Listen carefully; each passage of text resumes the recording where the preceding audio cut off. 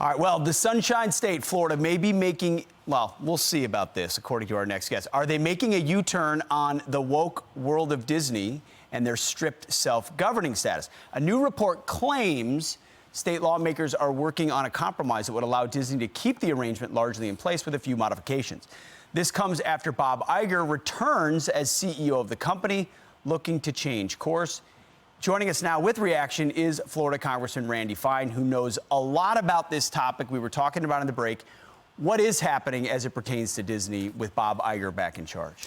Well, I can tell you one thing. In Florida, we don't make U-turns on anything. Okay, so we're out on the U-turn. Yeah, that's not going to be happening. The governor said as much yesterday. As we said, since we passed our bill in May, we may make some changes in how Disney runs things and may make some modifications. But no, we're never again going to let a company like Disney have the right to take people's private property, which is a right that they have today. Yeah. We're never again going to let a company like Disney be able to issue government bonds. They don't get to build a nuclear plant by themselves? Yeah, and that's a big one, but they're never going to do that. Yeah. But that's just one example of all the insanity in a policy that was created in the 1960s for something they never did, which is build a city.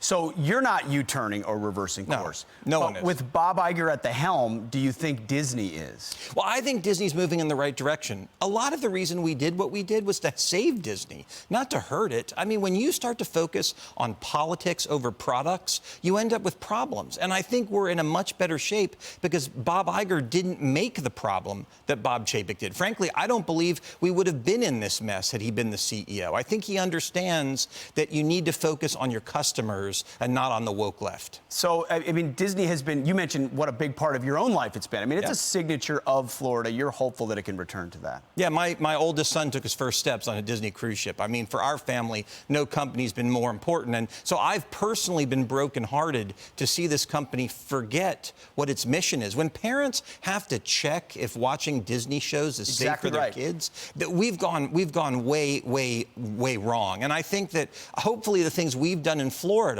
are going to lead them to make the right decisions. We're just standing up for what parents want. And they ultimately end up being good business decisions because their last couple woke films have flopped. People don't want to see it. But if you make films that reinforce values people care about, I think they would head right back to the kingdom. Absolutely. You have to remember, Disney decided to die on the hill of teaching transgender ideology to 6-year-olds. I mean, of all the things to die on the hill for, that's crazy. And hopefully with a new CEO, they're going to be moving in the right direction. All right, Randy Fine, thank you for giving us that update. Absolutely. Thanks for having me. No U-turns for you. Nope. I like it. All right. I'm Steve Doocy. I'm Brian Kilmeade. And I'm Ainsley Earhart. And click here to subscribe to the Fox News YouTube page to catch our hottest interviews and most compelling analysis.